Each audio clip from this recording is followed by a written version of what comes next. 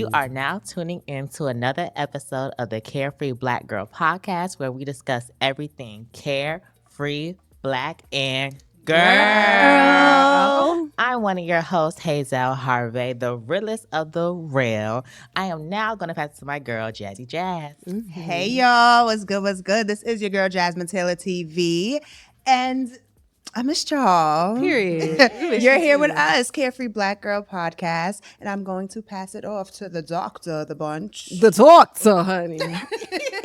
Let me talk my shit. It's your Just girl, let her cook. Dr. Phoenix Lux, your favorite therapy and fantasy baddie, newly minted. And I'm going to pass it off to Big Les. Big not the little one. Les, period. It's your girl, Big Les, a.k.a. Leslie Latrice, and your favorite veteran turned entrepreneur. Glad to be here with y'all this weekend. And we're going to jump right into it. And we cannot start episode 8 without our Carefree Black Girl of the Week, which is our very own Phoenix. You go, girl. And she's our Carefree Black Girl of the Week because she's not just Phoenix, she's Dr. Phoenix. Dr. Phoenix. So congratulations to you, Phoenix, for Yes, getting your girl. doctorate. How does it feel? How does it feel? Oh, my gosh. Honestly, I'm tired, y'all. But A good tired. a good tired. I feel like I'm coming back into myself because I was so hyper focused because my dissertation was on Black joy for Black adults. So I did get a lot of pushback, but to finally have people see it click for those who doubt it, it does feel. It feels Yeah. nice. That's but I'm good. tired. No, I hear you. But I know that doctorate is worth it. Mhm. We're really proud of you. Very I proud. appreciate it. Yo, when I say my girl did her thing, when she talked that talk and walked that walk, especially for the blurred? Yep. The blurred community. I learned so much just listening to everything that you researched and all the things, and all the people on the call was really like giving her all her props on what she was communicating, and I loved it. So I'm glad I learned something. And what's your goals like now that you are a doctor? Like, what's your starting goal for your journey now? Honestly, I don't really love the professorate. My professors know that because I feel like it can be slick elitist a little bit. But I did love doing the research. So I want to give more research to Black topics that we don't get to hear about a lot. And just from our experience, like the main thing for my study was Black critical theory, which is just focused on our existence and not just always the trauma. And so I want to Right. do more studies like that. I also have my own business, which will have coaching and clinical counseling. It is Black femme and MB based. Yes. Although anybody can get services. And so I really want to just continue to speak truth to power. I know one of the first things they told me was don't try to save the world, with your dissertation. It's an assignment and get it done. But for me, I feel like this is when you're a doctor, that's the first thing Right. people ask you about, like for the first year. They're gonna be like, what did you do? And I just didn't want to do something that I didn't really care about. Right. Sure. Because I'm gonna have to talk about it at every conference, all the time, every interview. Well, what was your dissertation on? Like you put it on your CV. So I am gonna continue to try and speak truth to power, open up these practices, and get on their nerves being ghetto fabulous. I love that for you. Love it. Well, congrats again, Thank girlie. you guys. I appreciate it.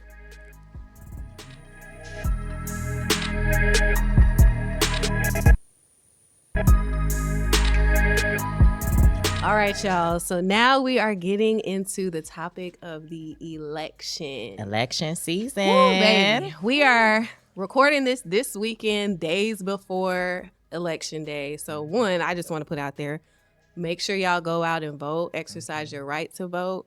But if you don't vote, that's your business. At the end of the day, I want to talk about just like the whole climate. What's going on? How are we feeling before heading to the polls, before we find out who is going to be leading our country. Keyword being leading our country, okay? Right. Being a president is more than just the title. It's a lot of freaking work. Yes, and we need the God. right person in the seat. So at the end of the day, I have some news that everyone here probably already knows about, but your girl was a creator for Kamala this weekend. I got to attend my first rally as an adult. So I went love that for you. maybe like 2008. Me and my family attended Obama's rally in Columbia, South Carolina. But, I don't really remember that. I was like 14. I don't really remember it, but I know I went to one. But this was my first one as an adult. And y'all, the first question I had was, where there be food? Like, we here all day. And I'm like, hey, we need a meal. But, I tried to eat beforehand. But it was just such a great experience, like, regardless of whether Kamala wins, Trump wins, like, it's history in the making, right? She's the first Black and Asian woman to actually run for president and get this far.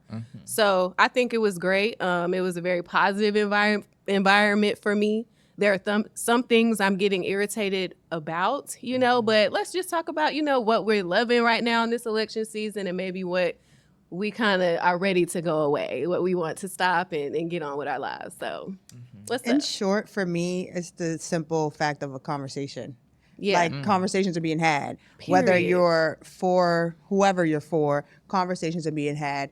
Old, young, middle age. I told you guys earlier, my he's 10. His opinion, I just feel like the conversation is broader than what I remember. Yeah. Although it's still kind of foreign in the sense of kind of old school. I'm not really too used to people voicing who they're So voting direct. for. Yes. Out there. Or criticizing people for their opinions and why they're voting for blue or red or in between, you know what I mean? But the fact that we are having a conversation to me is pretty monumental. I know for me, I felt a lot of anxiety until I went to the polls and voted. I voted for the first time as a North Carolina resident when I did vote.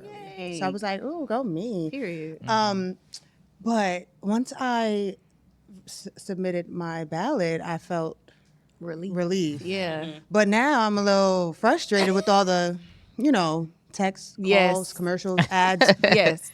Definitely the ad. Yeah, I can't even watch YouTube in peace. I can't play a game, a mobile app Without game. something popping up, And like, they literally pop up in between Yes. the game. And I love you, girl. But them texts, Jesus oh my Christ. God. You hit I had to keep saying stop. New number. New I'm like, number. oh, It's like a crazy ex that keeps getting WhatsApp finding a numbers. way to get unblocked here. Y'all, but I at my workplace, I can't even be comfortable. I don't know if y'all seen the ad of the basically the Trump ad where they basically say Kamala is for they them not you. Yes, yes. That I be at work and I hear that every single shift I That work is at. insane. And it's just so annoying to be in the community and just hear that shit every day. It's just like an everyday it's just that it's just not part of my day. It's just not part of my day. So I definitely am tired of those just ads and just girl, I just want to be at peace. I want to turn everything off. They reaching. I'm not gonna hold y'all.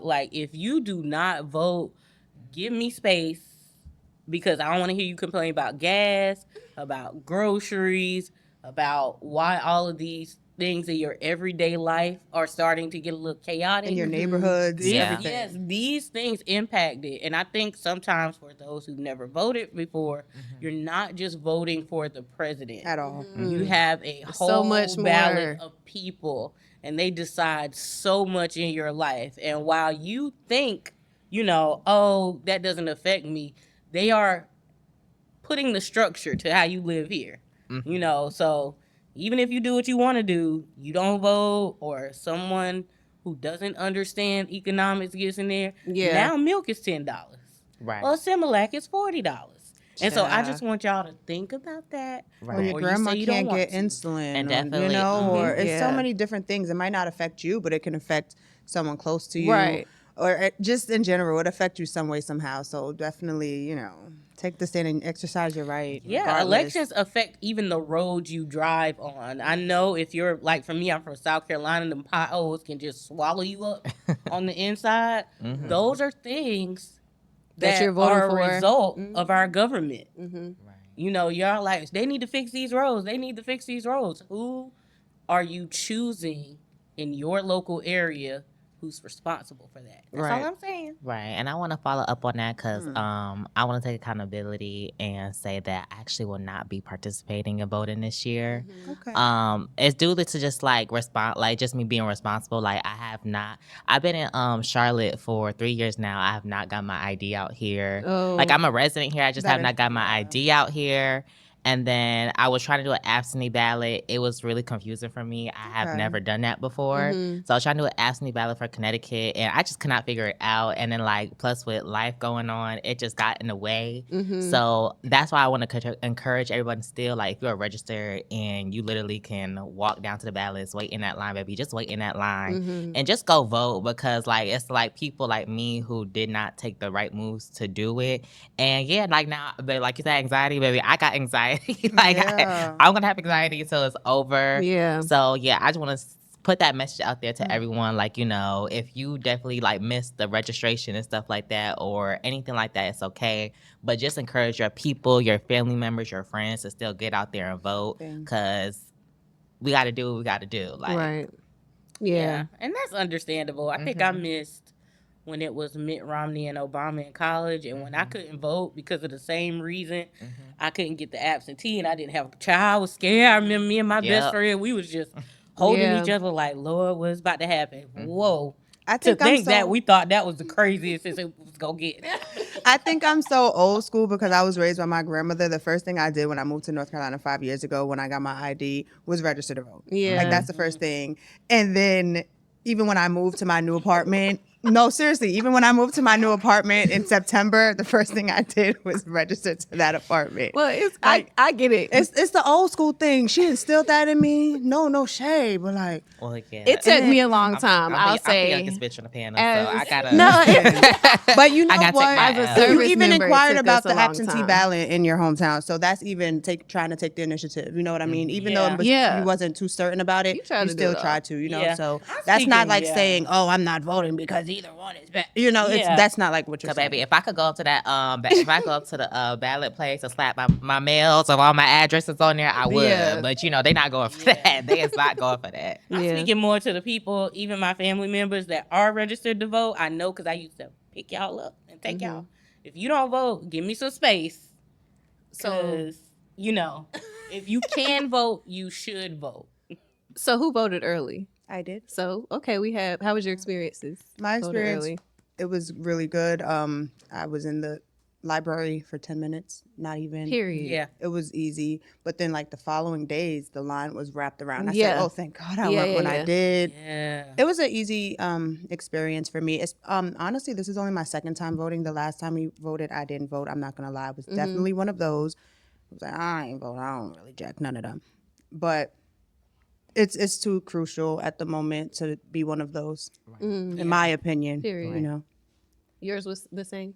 Similar? Yeah, it was really quick. They had people that were giving out leaflets explaining, Yeah. you know, they had to be a certain feet away from the building, but they were explaining like what's at stake, what do some things mean if the wording is confusing. So if you're someone who is just intimidated because it's new, I always think of it's okay to be a beginner and learn. They have so many people there that'll tell you what to do, how to fill out the ballot. I was in there, like you said, maybe 10 minutes. Yeah. I got there right on time though, because Yeah. right after we got there, the That line was- started getting there. Yeah. long. So. No. Yeah, my experience was similar to both of y'all. It was like very quick. I didn't have to wait in line at all. Definitely a different experience than voting by mail or absentee or just going to the polls on election day. Walked straight in out. There wasn't anybody soliciting me. And no line. So I communicated that, especially to my audience and community, that early voting is probably one of the easiest things you can do, finding the right location to go to so you don't have to wait in line. Convenient. Y'all already know I'm a champion for convenience. So definitely, if you get the opportunity again, in North Carolina, early voting is closed, but if you do get an opportunity again in a state that does early voting, I encourage you to vote early so you don't have to worry about the lines on election day. But I also want to ask you guys. Okay. So sometimes, we obviously have our partners and things like that have different views than us. But when it comes to the political stance, right? Like say you and your partner may have different political views or values.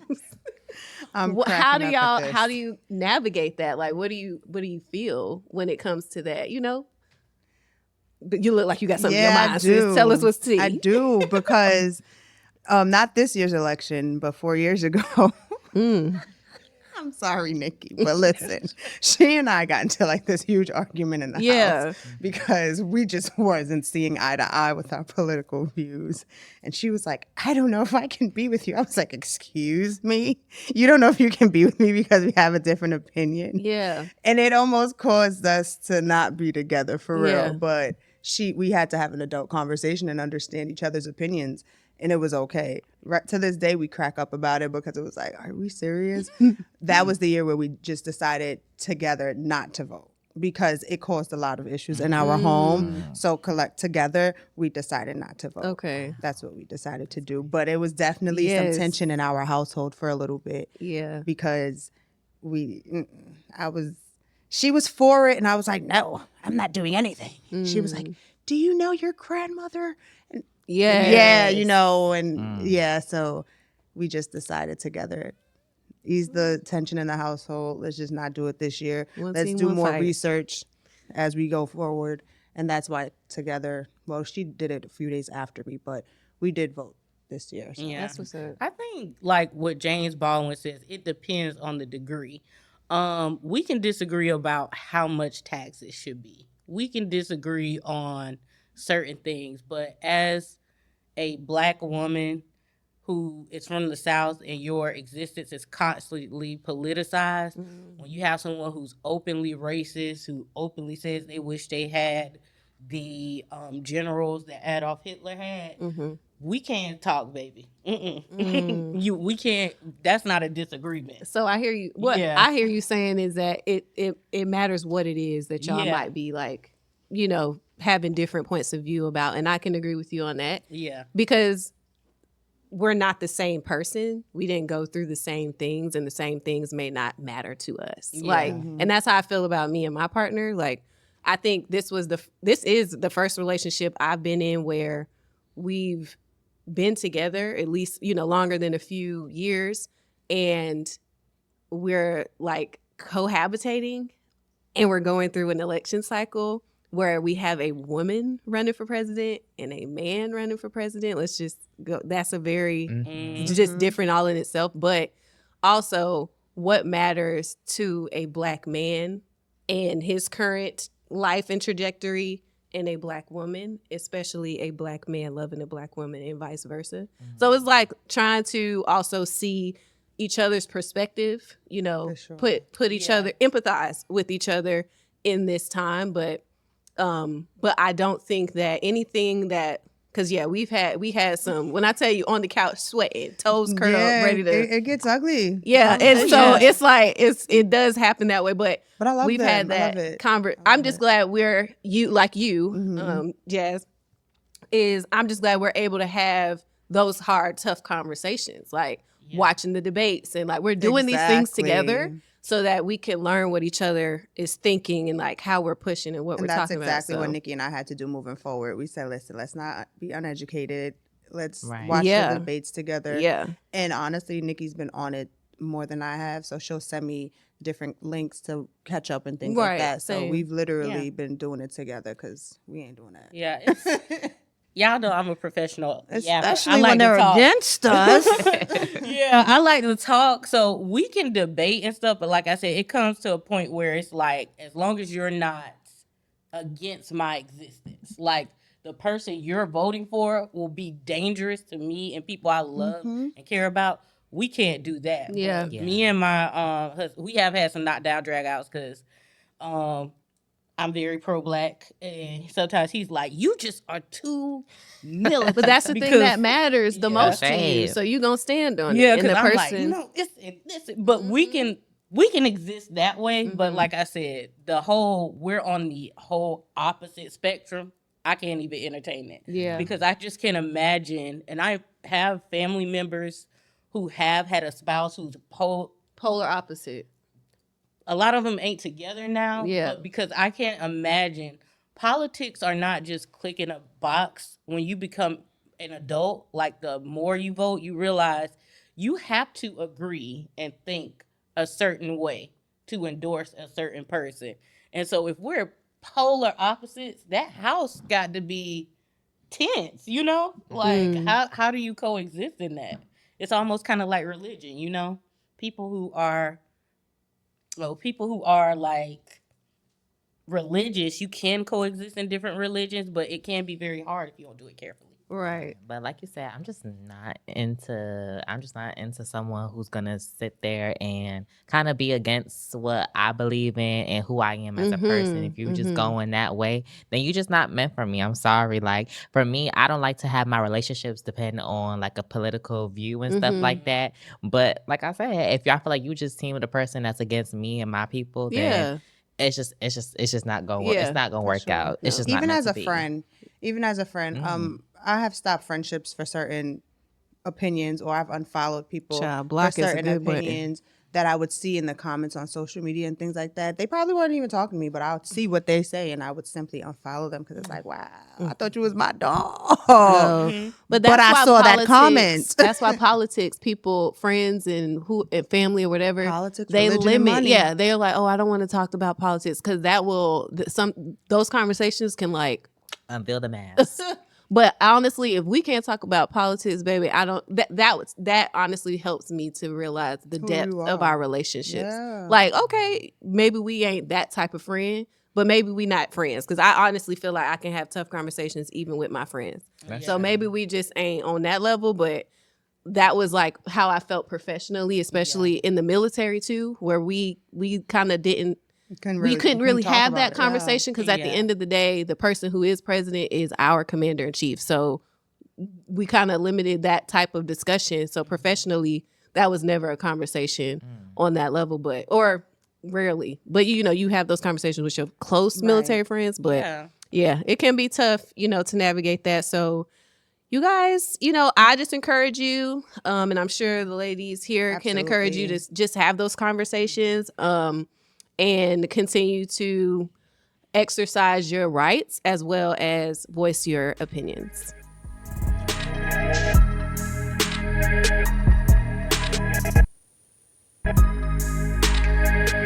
Welcome back, y'all. We are here at the 2.0 episode where we're going to have a little bit of fun, play a game of Who Said That? Who said that? Hold on. I got y'all. Let's see. We need you. Your voice has power and magnitude. Your vote is the most valuable to... What? Beyonce. Oh, did she say that? Kelly. I think it was Michelle. Michelle wasn't there. I know. That's why I was being funny. Nah, who said that? No, who said that? I don't know. I was guessing. We need you. Your voice has power and magnitude. Your vote is the most valuable tune we need. Yeah, that sounded like her class of 2020 speech. It was Beyonce. Was it Beyonce? Yes. And she rings true. Mm-hmm. Number 2. What's the second one? Oh, it's number me. Okay, it's me. Okay, number 2. Two. Okay. Mama killed him. R.I.P. Tebow. Tebow. Who Tebow? Who is that? Kim who? Kim Parker. It is definitely Kim Parker. I knew once I saw it, I knew it off rip. What did she say? Mama killed him. Tebow. I'm sorry, neighbor. I forgot all about that. Mama killed him. Shout out to Connor's Bond, girl. All right. Okay. Now you lie. I've never been so thin. Now you lying, cause you been knocking off that piece of tongue who thinks she better than everybody. Dream girl. Cause she ain't better than anybody. Yeah. She ain't nothing but common. What's her name on there? Effie. You can get your ring turned like Effie. Turn the wigs around. Sophisticated. Shout out to Dream Girls. I love the Dream Girls. No, that's my show, but that scene in particular. She ain't nothing but common.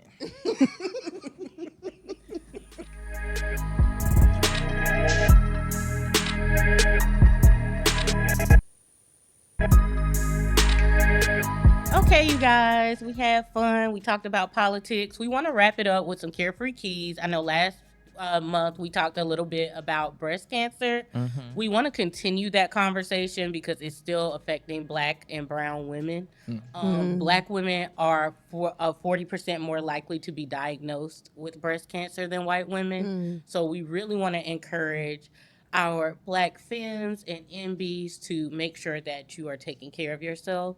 And what are some other tips you guys want to leave? I think twin. Okay.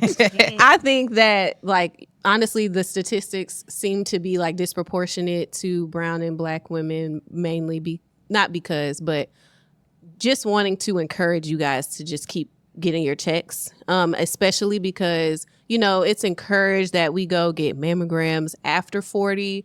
But you can definitely do self-checks way before then. I'm 32 and I do checks very often.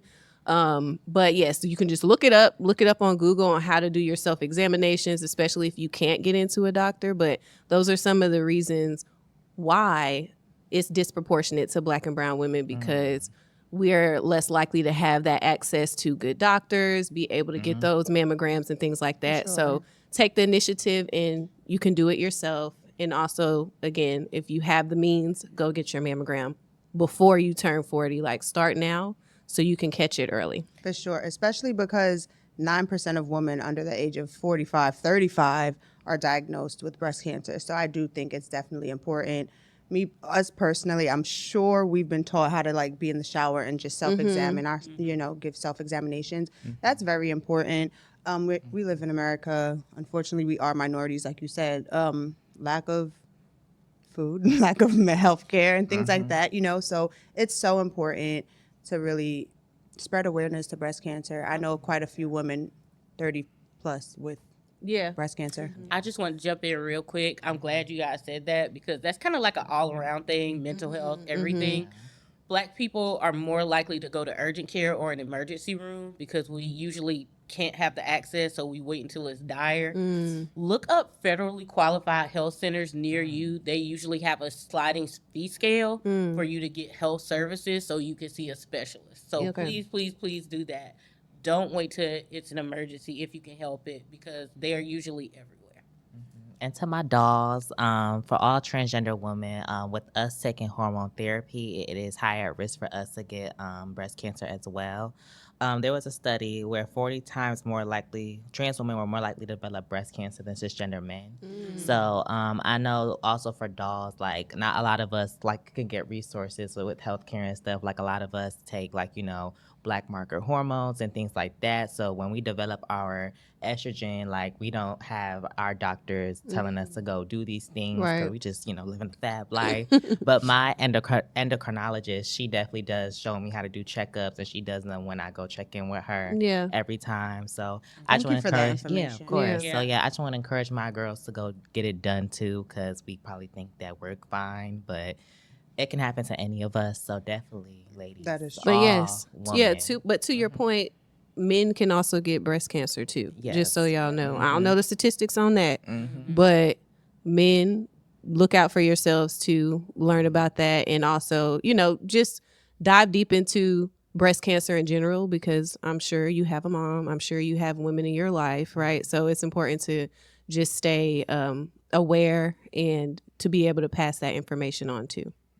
And so this has been another episode of the Carefree Black Girl podcast. I'm your girl, Hazell Harve. You can find me on all social medias at Hazell Harve. And I will see you guys in the next episode. Passing it to Miss Big Les. Hey, period. It's your girl, Leslie Latrice, a.k.a. Captain Hall, your favorite veteran turned entrepreneur.